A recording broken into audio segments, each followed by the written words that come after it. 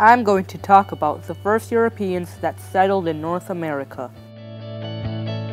The Spanish were conquistadors. They conquered people and took their gold back to Spain. The Spanish were very cruel to the natives. Spanish won the war against the natives because the Spanish brought European diseases, gunpowder, and horses. A big reason why Spain became so rich is because Spanish conquistador Cortez conquered the Aztecs. The French wanted to establish settlements in North America. They were interested in natural resources. The French were big fur traders. They took all the goods that they received in trade back to France. Unlike the Spanish, the French established a good relationship with the natives. The French wanted to convert the natives into Catholicism, but they did not force them to. The English were interested in gold. They came to North America hoping to find gold. When the English came to North America, they realized that they had colonized the land. The English built Roanoke, but it didn't survive. After Roanoke, Jamestown was built, and it was the first successful English colony in the New World. A charter is a document signed by the king that granted the right to form a colony. Jamestown was found because King James gave merchants a charter to form a colony in the New World.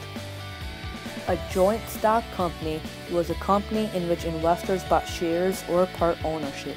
The Virginia Company was a joint stock company. The plan of the Virginia Company was that settlers would find gold and establish trade in fish and furs. King James granted a charter to the Virginia Company of London. The Virginia Company had a lot of investors.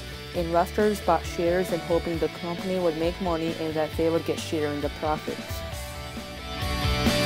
The New World had lots of natural resources like wood, water, and animal skins. The French and the English would use these natural resources to survive. Royal colonies were colonies that were controlled by the king or the queen. Jamestown is an example of a royal colony.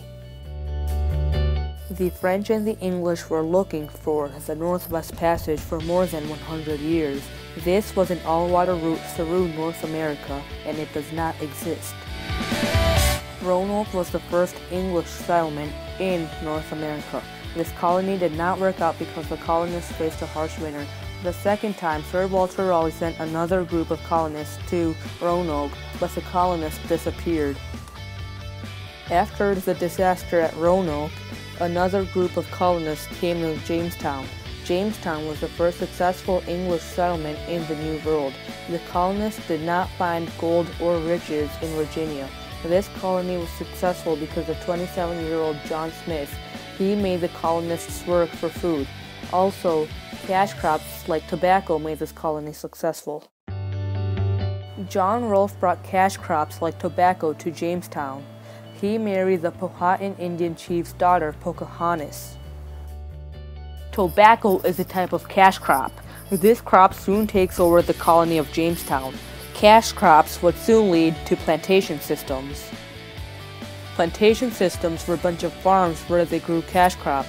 They grew cotton, sugar canes, tobacco, rice, etc. Plantation systems would soon start the slave trade. The House of Burgesses was the first legislative assembly in North America.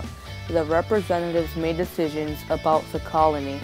It was established by the Virginia Company of London. Pilgrims are separatists that wanted to set up their own church. The Pilgrims got land grants from the Virginia Company, and they got permission to settle in Virginia. They boarded the Mayflower, but it went off course, so they chose a place called Plymouth to settle in.